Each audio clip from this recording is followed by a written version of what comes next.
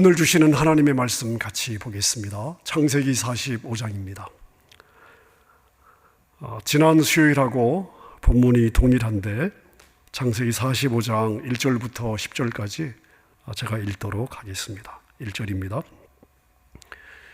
요셉이 시종하는 자들 앞에서 그 정을 억제하지 못하여 소리질러 모든 사람을 자기에게서 물러가라 하고 그 형제들에게 자기를 알리니 그때에 그와 함께한 다른 사람이 없었더라. 요셉이 큰 소리로 우니 애굽 사람에게 들리며 바로의 궁중에 들리더라. 요셉이 그 형들에게 이르되 나는 요셉이라. 내 아버지께서 아직 살아계시니까. 형들이 그 앞에서 놀라서 대답하지 못하더라. 요셉이 형들에게 이르되 내게로 가까이 오소서. 그들이 가까이 가니 이르되 나는 당신들의 아우 요셉이니 당신들이 애굽에 판 자라. 당신들이 나를 이곳에 팔았다고 해서 근심하지 마소서. 한탄하지 마소서. 하나님이 생명을 구원하시려고 나를 당신들보다 먼저 보내셨나이다. 이 땅에 2년 동안 흉년이 들었으나 아직 5년은 밭갈이도 못하고 추수도 못할지라. 하나님이 큰 구원으로 당신들의 생명을 보존하고 당신들의 후손을 세상에 두시려고 나를 당신들보다 먼저 보내셨나니 그런즉 나를 이리로 보내니는 당신들이 아니요 하나님이시라. 하나님이 나를 바로에게 아버지로 삼으시고 그 온 집의 주로 삼으시며 애굽 온 땅의 통치자로 삼으셨나이다. 당신들은 속히 아버지께로 올라가서 아뢰기를 아버지의 아들 요셉의 말에 하나님이 나를 애굽 전국의 주로 세우셨으니 지체 말고 내게로 내려오사 아버지의 아들들과 아버지의 손자들과 아버지의 양과 소와 모든 소유가 고센 땅에 머물며 나와 가깝게 하소서. 아멘. 자, 우리 지난주에 함께 나눴던 말씀을 한번 기억해 볼까요? 제목이 뭐였습니까? 누가 시다바리가? 라는 제목의 말씀이었습니다. 하나님이 내 시다바리인가? 아니면 내가 하나님의 시다바리인가? 자, 여러분들은 다 답을 알고 계시죠? 당연히 내가 하나님의 시다바리입니다. 질문의 여지가 없는 것이죠. 자, 하지만 더 중요한 것은 여러분의 삶에서 정말 실제로 그러한가? 이게 중요하지 않겠습니까? 내가 철저하게 하나님의 시다바리로 살고 있다 라고 말할 수 있어야 되는데 그렇다면 우리가 잘 살고 있는 것입니다. 자, 여러분의 대답은 어떻습니까? 혹시 여러분의 삶에는 여러분이 하나님이 여러분의 시다바리이기를 기대하지는 않으십니까? 자, 우리 모두가 철저하게 하나님의 시다바리로 살아내는 그런 신실한 주님의 종들의 삶이 되었으면 좋겠습니다. 우리는 오늘 본문에 나타나는 요셉을 보면서 자신의 삶을 하나님의 시다바리로 살아들인 성숙한 신앙인의 모습을 볼 수가 있습니다. 요셉은 자신의 모든 삶의 여정은 철저하게 하나님의 계획 가운데 있었고 자신의 삶은 하나님의 언약이 성취되는 그 과정의 도구였음을 알았습니다. 그랬기 때문에 그 마음에 형들에 대한 원망이나 복수심이 전혀 없었고요. 자, 그래서 형들을 조건 없이 용서할 수가 있었습니다. 자, 우리가 나그네 인생을 살아가다 보면 별의별 일을 다 겪게 되죠. 이건 저 사람이 겪는 일인 줄 알았는데 어느 날 내가 그 아픔을 겪게 되면서 왜 나에게 이런 일이 일어났을까? 도무지 받아들이기 어려운 그런 여정을 지나갈 때도 있습니다. 자, 그러한 상황을 만났을 때에 중요한 것은 뭐냐면 내가 어떤 관점으로 나의 그 상황을 바라보며 해석해낼 수 있느냐 이겠죠.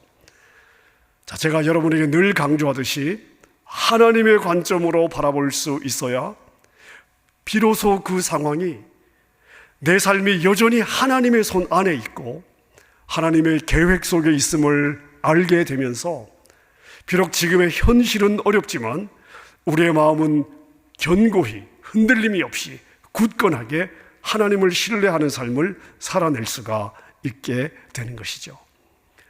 자, 요셉은 자신이 겪은 상황을 이 하나님의 관점으로 바라보면서 하나님이 자신을 통해서 하나님의 언약을 성취해가는 과정에서 형들이 도구로 쓰임받았음을, 형들을 도구로 사용했음을 알게 되었습니다. 자, 이게 깨달아지니까 누가 시켜서가 아니고 자발적으로 자신을 팔아넘겼던 형들을 용서할 수 있게 된 것입니다. 여러분, 성경이 말하는 성공은요, 우리가 기대하는 성공과 많이 다른 것 같습니다. 제가 직접 찾아보지는 않았지만 성경을 연구하시는 분들에 의하면 성경에는 성공이란 단어가 없다고 합니다. 사실 성경은 우리가 기대하는 성공을 요구한 적이 없죠. 그러나 성경이 우리에게 집요하게 요구하는 게 있습니다. 그것은 성공이 아니라 성실입니다. 성실. 성경은 그 성실한 삶을, 다른 말로 말하면 하나님께 신실한 삶을 진짜 성공이라고 말하고 있는 것입니다. 로마가 그리스도인을 박해할 때 그때 상황을 기록한 많은 기록물들이 남아 있습니다. 그들은 그 핍박을 피해서 지하 무덤 속에서, 그걸 뭐라고 하죠? 카타콤이라고 이야기를 하죠.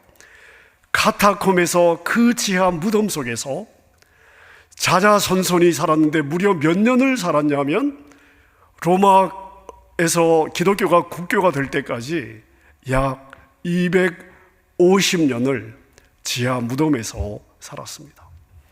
햇빛이 들어오지 않습니다. 공기가 순환이 되지 않습니다. 자, 그러니까 호흡기 질환을 비롯해서 각종 질병에 시달리게 되고요. 그리고 탁한 공기와 영양 부족 때문에 아이들이 성장이 되지 않습니다. 우리가 지난 몇 주 전에 이면수 목사님을 통해서 북한 아이들 나이 16, 17, 14, 자, 그 아이들 키가 어느 정도인지 보면서 여러분 깜짝 놀라지 않았습니까? 카타콤에서 자랐던 그리스도인의 자녀들이 바로 그러한 어려움을 겪었다고 기록에 남아 있습니다. 자녀들의 평균 키가 130cm 정도. 자, 여러분, 성경은 이런 상황을 감수하면서 대대로 그 지하 무덤의 삶을 살아내었던 우리 신앙의 선배들을 승리자라고 부르고 있는 것입니다. 반면 그 지하 무덤 위에는 로마의 찬란한 문명과 권세와 풍성한 먹거리들을 마음껏 누리며 살았던 사람들이 있습니다. 그 사람들의 그 집 화장실 옆에는요, 구토할 수 있도록 만들어 놓은 그 방 이름이 구토의 방, 이런 게 있었다고 합니다. 그래서 배가 너무 부르면 그 구토의 방에 들어가서 먹은 것을 다 토해내고, 그리고 다시 처음부터 음식 맛을 느끼면서 먹는 거죠. 여러분, 성경은 그렇게 아쉬울 것이 없이 살았던 무덤 위의 사람들을 뭐라고 부르고 있습니까? 그들이야말로 진정한 실패자라고 부르고 있는 것입니다. 이 땅에서는 자기가 원하는 것에 부족함이 없는 자들이 승리자이고 성공한 인생이지만 하늘의 관점은 그렇게 평가하지 않습니다. 성경은 하나님을 추구하는 자들을 귀하게 여기십니다.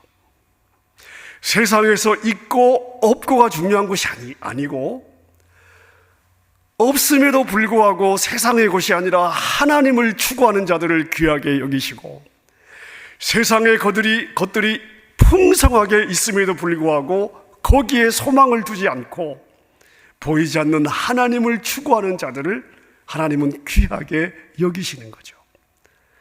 하나님으로부터 얻어낼 수 있는 것에 관심을 두는 거 귀하게 여기지 않습니다.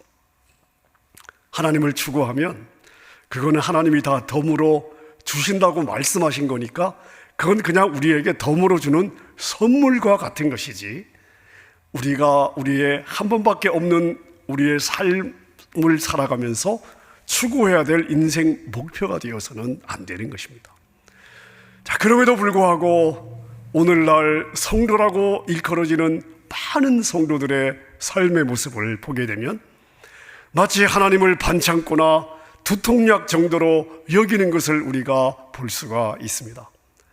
반창고나 두통약은 그것이 필요 없는 상황을 위해서 존재한다고 말할 수 있습니다.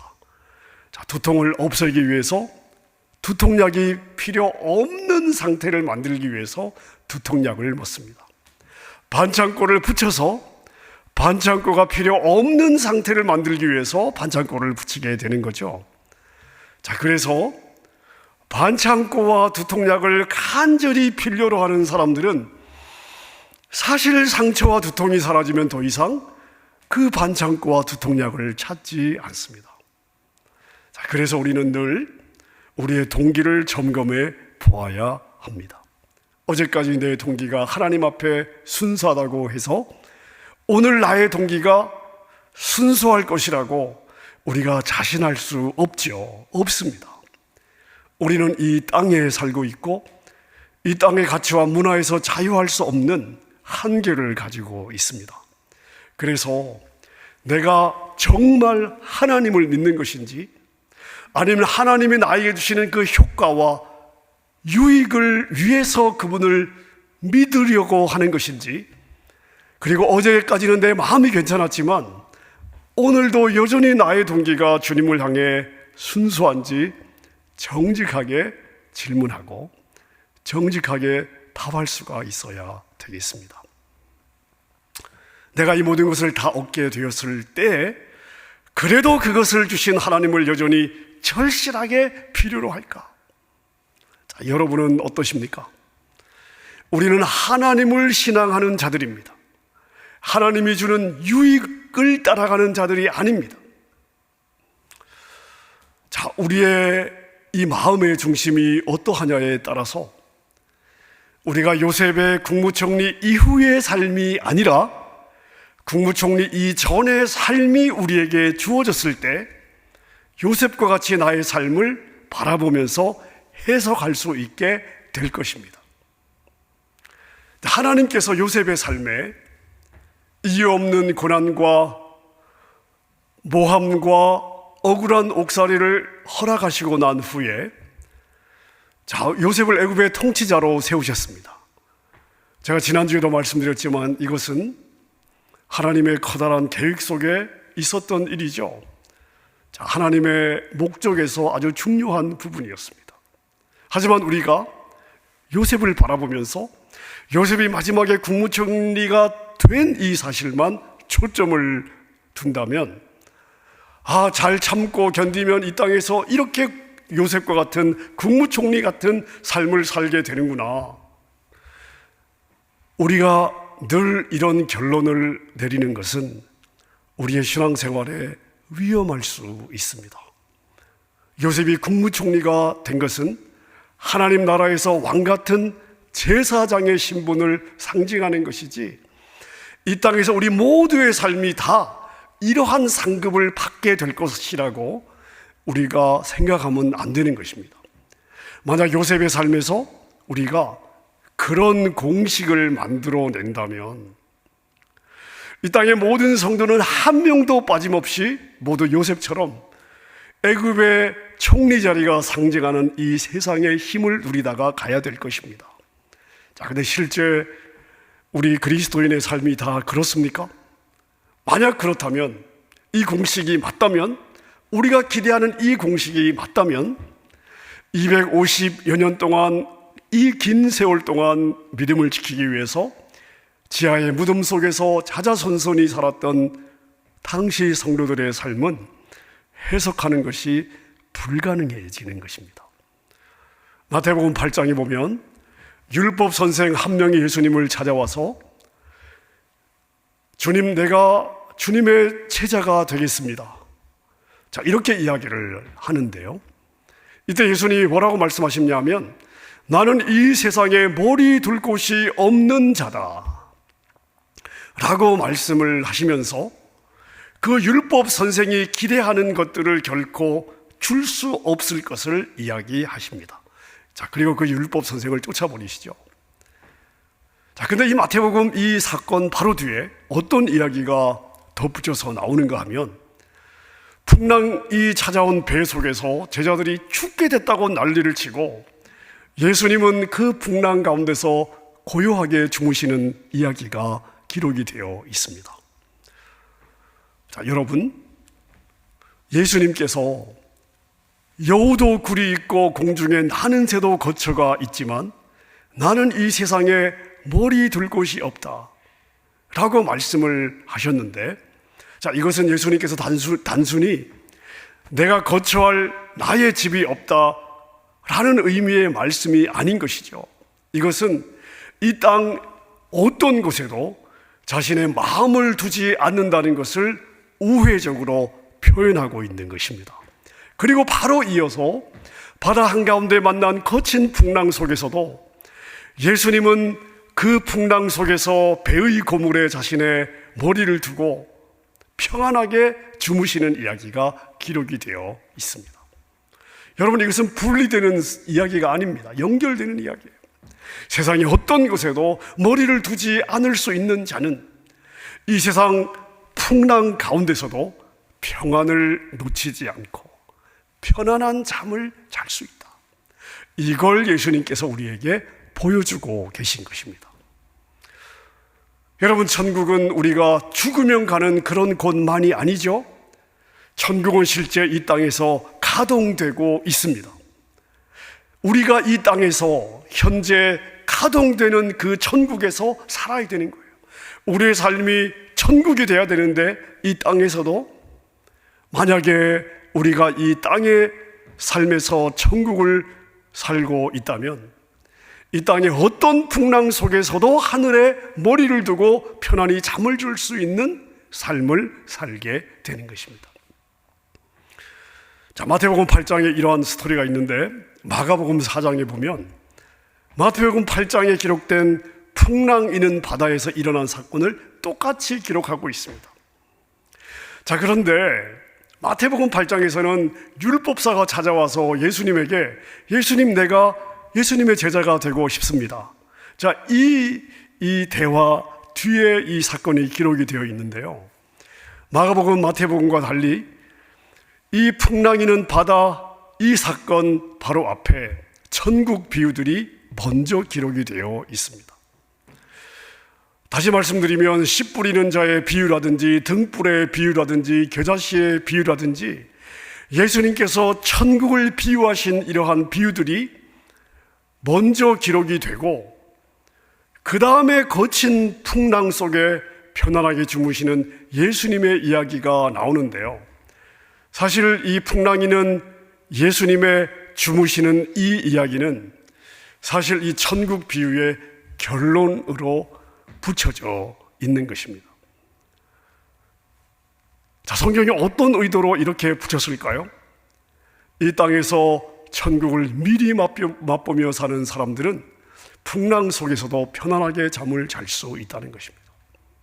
이 땅의 가치, 이 땅의 힘, 이 땅의 어떤 곳에서도 영향을 받지 않는 삶을 살 수 있다.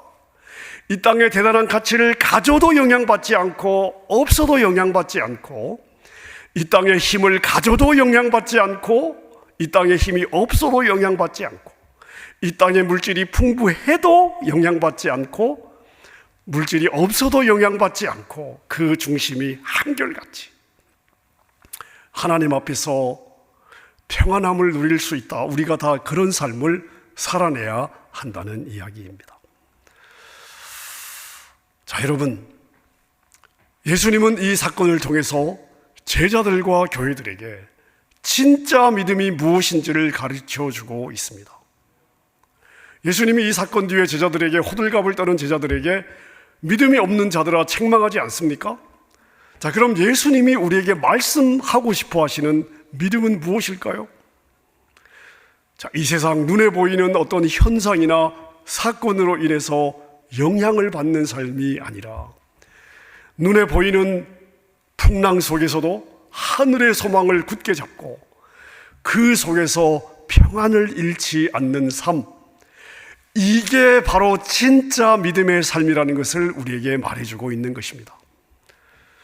여러분 보세요. 베드로가 그 현장에 있었습니다. 그 풍랑 속에서 평안한 잠을 주무실 수 있었던 예수님을 베드로가 보았습니다. 자, 그리고 사도행전으로 가 보십시오. 베드로가 감옥에 붙잡혔습니다. 그 다음날 목이 잘려 죽게 되는 참수형을 바로 앞둔 그 밤에 베드로가 얼마나 깊게 잤는지요. 베드로를 감옥에서 건져내려고 천사가 왔는데 천사가 와서 옆구리를 차 흔들어서 깨워야 할 정도로 베드로가 편안한 잠을 잔 것을 볼 수 있습니다. 여러분, 하나님은 저와 여러분들을 그 수준으로, 그 자리로 부르시고 있는 것입니다. 그 풍랑 속에서 하늘의 머리를 두고 평안한 잠을 잘 수 있는 성도의 믿음을 가질 때에 우리는 사도 바울처럼 모든 것이 합력하여 선을 이룬다는 위대한 믿음의 고백을 우리의 마음 중심으로부터 할 수 있게 되는 것입니다.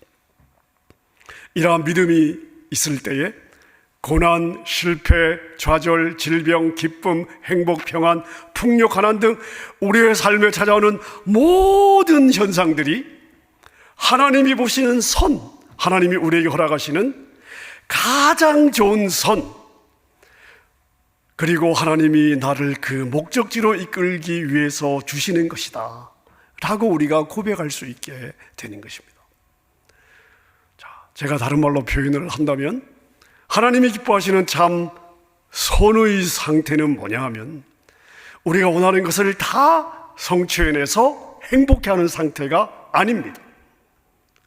우리의 욕심과 바람이 다 꺾이고, 다시 말씀드리면 우리의 옛사람이 다 죽고 내 안에 하나님의 마음, 하나님을 향한 나의 믿음과 기대가 가득 차 있는 상태, 그리고 주님을 위해서 어떤 일도 순종하며 따라가는 그 마음의 상태인 것입니다. 여러분, 이것이 성경이 말하는 선한 상태입니다. 자, 여러분 생각해 보십시오. 우리가 이 거친 풍랑의 세상을 살고 있습니다. 언제 우리가 완전한 안식으로 들어갈 수 있겠습니까? 언제? 자, 여러분이 보실 때 여러분이 겪고 있는 이 땅의 삶에서 완전한 안식으로 언제 들어갈 수 있겠습니까? 죽음이죠.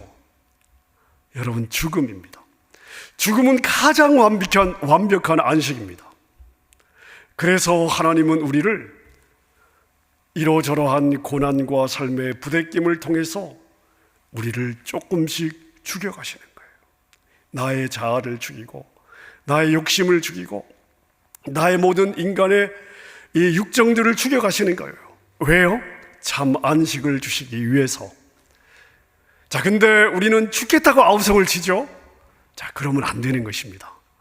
그냥 하나님이 이끄시는 대로 조금씩 죽으면 되는 것입니다. 이게 성도의 삶이에요.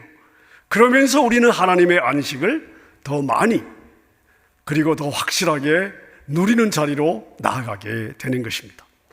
그리고 하나님은 우리를 그런 최종적 선의 상태로 이끌기 위해서 우리의 삶에 아픔도 허락하시고, 질병도 허락하시고, 억울함도 허락하시고, 모함도 허락하시고, 관계 여러 가지 깨어짐의 아픔도 허락해 주시는 것입니다.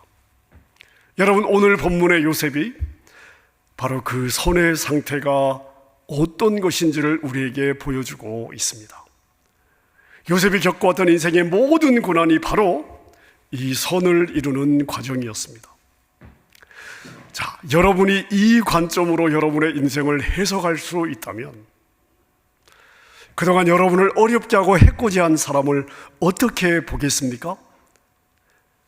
나의 선을 위하여 하나님의 도구가 되어서 나를 빚어내기 위해서 나에게 보내진 사람이구나 라고 우리가 볼 수 있게 될 것입니다. 참된 용서는 우리가 이 마음을 가질 때 가능해질 것입니다. 오늘 제가 설교의 제목을 고통과 용서로 잡아 보았는데요. 여러분 생각해 보십시오. 고통과 용서. 나에게 아픔을 주었습니다. 그리고 내가 용서합니다. 사실 이 고통과 용서라는 이 두 단어는 함께 어울릴 수 있는 개념이 아니에요. 화해가 불가능한 개념입니다. 하지만 우리 성도의 삶에서는 반드시 화해가 되어야 되는 그러한 단어가 되는 것입니다. 자, 그런데 이것이 어떻게 가능할까요? 하나님의 크신 섭리, 하나님의 작정, 하나님의 예정, 그리고 복음의 깊은 진리를 내가 깊이 이해할 때 이것이 내 안에서 그냥 저절로 해결이 되는 것입니다. 요셉을 보십시오. 요셉이 형들에게 뭐라고 이야기하고 있습니까? 걱정하지 마라. 아무 걱정하지 마라. 내가 당신들과 당신의 후손들까지 다 책임지겠다. 여러분, 따라서 성도는 우리의 삶에 닥쳐오는 여러 가지 고난과 모함과 시험들을 대하면서 그 문제들을 해결해 달라고 쪼르기 전에 하나님, 그 문제 속에서도 내가 하늘의 참 평안을 누릴 수 있게 해주십시오. 그런 실력을 허락해 달라는 간구가 먼저 있어야 할 것입니다. 이게 바로 믿음의 자세예요. 믿음은 풍랑을 없애는 데 필요한 것이 아니라 풍랑 속에서도 평안한 잠을 자기 위해서 필요한 것이기 때문입니다. 말씀을 정리하겠습니다. 여러분, 제가 창세기를 쭉 묵상을 하고 있습니다. 가능하면 하여간 창세기 50장까지 제가 묵상을 쭉 해나가려고 생각을 하는데, 이삭의 삶, 야곱의 삶, 요셉의 삶을 묵상하면서 제가 여러분에게 늘 강조하게 되는 게 무엇입니까? 하나님의 관점입니다. 역사의식입니다. 이 창세기 족장들의 삶에서 우리가 가장 끄집어낼 수 있는 가장 중요한 메시지가 바로 하나님의 관점, 그리고 우리가 훈련받아야 되는 생각의 프레임이 뭐냐 하면 바로 역사의식입니다. 이러한 것들이 족장들의 삶에 녹아있다는 것을 저는 말씀을 준비하면서 계속해서 깨닫고 있습니다. 말씀을 준비하는 제 자신이 먼저 말씀을 준비하면서 나의 관점, 나의 믿음, 나의 영적인 실력이 어떠한지를 계속해서 점검받는 은혜를 저는 누리고 있습니다. 여러분, 하나님은 자신이 시작하신 역사를 가장 아름답게 마무리하실 것입니다. 인간이 세상을 망가뜨렸지만, 그래서 사단에게 열어놓고 사단이 들어와서 엉망으로 만든 이 세상에 대해서 하나님은 회복의 프로젝트를 지금 현재 진행하고 있습니다. 그 하나님의 프로젝트, 회복의 프로젝트를 위해서 아브라함이 부르심을 입었고 믿음의 조상들을 통해서 구원의 놀라운 역사를 예수 그리스도를 통해서 완성하셨습니다. 그리고 예수님이 완성하신 이 구원의 역사를 이제 이 세상에서 저와 여러분을 통해 실제화하고 있는 것입니다. 우리가 살면서 이해되지 않는 모든 인생의 조각조각들은 나를 통하여 하나님의 이 거대한 역사를 완성하는 부분이 된다는 것을 우리가 기억해야 되겠습니다. 우리 각자에게 맡겨주신 역할이 내 마음에 흡족하지 않을 수도 있습니다. 그 역할이 때로 아픔으로, 고통으로, 억울한 일로 다가올 수도 있습니다. 그러나 우리를 인도하시는 하나님은 절대 실수가 없음을 믿고 나의 그러한 삶의 여정 하나하나가 하나님의 거대한 회복 프로젝트에 필요한 과정임을 믿고 감사함으로 받는 저와 여러분들이 되었으면 좋겠습니다. 여러분 중에는 이 땅에서도 영광스럽고 풍족하고 부족함이 없는 역할로 하나님의 나라를 세우도록 부름받으신 분들도 있습니다. 하지만 그러한 모든 것들이 다 주님의 계획 속에 있음을 믿고 신실한 청지기로 살아드렸으면 좋겠습니다. 그래서 우리 각자에게 맡겨진 일들을 섭섭해하거나 원망하지 말고 감사함으로 받고 충성하면 하나님은 우리가 해낸 역할로서 우리에게 보상해 주시고 갚아 주시고 주님이 준비하신 금면류관을 주실 줄로 믿습니다. 이 하나님의 관점으로 무장하여 멋진 믿음의 삶을 끝까지 경주하여 승리하는 그러한 저와 여러분의 삶이 다 될 수 있기를 우리 주님의 이름으로 축원합니다.